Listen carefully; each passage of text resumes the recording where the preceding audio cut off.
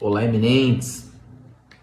Um caso aqui que eu peguei de um menino que pegou carona com outros meninos, amigos, e dentro do carro tinha droga.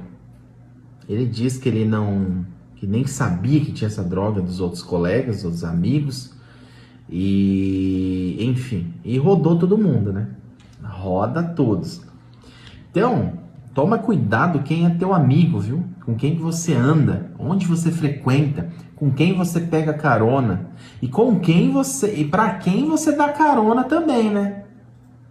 Porque às vezes a pessoa pede carona com você e dentro da bolsa tem uma droga. E daí, meu amigo, meu irmão, meu eminente, até você provar que focinho de porco não é tomada, você roda junto. Então, todo cuidado é pouco, tá? Tem que ser prudente.